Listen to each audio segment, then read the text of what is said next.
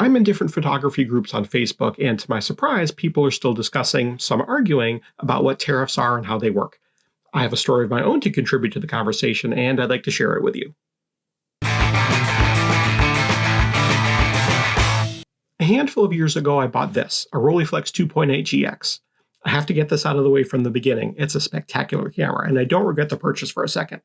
I've used it at weddings, on engagement sessions, and for portraits. It's everything I wanted it to be and more. There's no two ways to put this. It was pricey. I'm generally not one to talk about how much I pay for things because doing so could be seen as in poor taste, but it's relevant to the discussion I'd like to have today. I bought it off eBay from a Japanese camera reseller. There are several of these companies, and this isn't the only camera I've purchased this way. If the seller has positive reviews in the many multiple thousands, and if they have a no questions asked return policy, that seems reputable enough for me. It was advertised as in excellent condition with all of its features having been tested. There were some minor cosmetic issues with the leather covering, but I was more interested in using it than having it look pristine.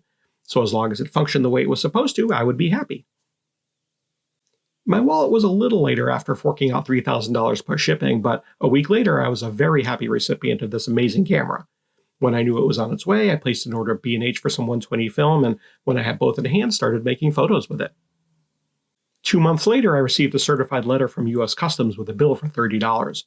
My first thought was that this was some kind of scam because why would I be charged more on top of the $3,000 I already spent? A quick Google search confirmed it was real and was in fact a tariff on my purchase. I'm not 100% sure how it works currently, if you have to pay the tariff before the item is released from customs. But in my case, several years ago, I received the camera and then a separate bill from the government a short time later. I discovered that the tariff applied to purchases over a certain dollar amount, which this camera was. Though again, I believe that threshold in May 2025 is currently in flux. So, a $30 tariff on a $3,000 camera is 1% of the purchase amount. I guess that's not so bad, but it isn't something I knew was coming. Still, $30 is $30 and could have covered the cost of a roll of film plus processing. While writing the script for this video, I went onto eBay to see what the prices currently were on the specific camera and to see if tariffs were mentioned anywhere. It goes for a little more now than what I paid for it a few years ago, and there was no mention of what any tariff might be. They didn't specify them before, so I guess I'm not surprised they're not mentioned now. It's apparently still going to be a surprise for whoever buys higher price point items from overseas. Whatever the tariffs from Japan or other countries are right now seems to be a moving target, but they are real, and you will pay them. To that point, they've always been real, but purchasing an item like this myself, the bill for that tariff came directly to me. Wherever retailers like B&H or Autorama receive their inventory from, they're going to pay the tariff just like I did. The difference is when you and I buy something from one of these retailers, the cost of the tariff is already built in. If the cost of manufacturing goes up, it costs them more and the price increases accordingly. If the cost of shipping goes up, it costs them more and the price increases accordingly. And if the tariffs they pay on these items go up, it costs them more and the price to us increases accordingly. I paid a 1% tariff on a $3,000 camera.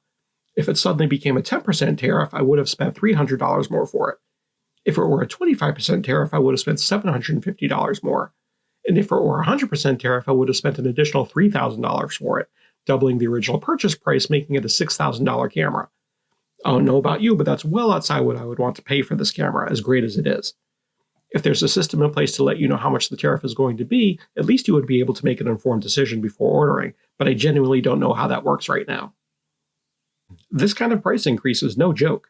Thankfully, I have everything I need at the moment, but as tariffs affect pricing going forward, I'm far less inclined to upgrade anything. Still, sometimes you need a repair, and the parts needed largely come from overseas, so I imagine repairs will likely cost us more. I also imagine there's going to be more demand for used equipment on the secondary market, but increased demand usually means higher prices there too. How all this shakes out and how long it lasts, or if prices ever go back to where they were a short while ago, is anyone's guess. I'm neither an economist nor political scientist. I'm a humble photographer. So while I'm not traditionally educated in the nuances of global economics, I can only go by my personal experience. And that's my story. Thank you for watching. I appreciate your spending a few minutes with me. If you like this kind of video, please like and subscribe. If you know the answers to any of the questions I posed, please feel free to sound off in the comments below. I'd love to hear if you've had experiences similar to mine. If you'd like to see more videos like this, check out this other one I made for you. This is Ask a Wedding Photographer. I'm Seth K, and I'm here to help.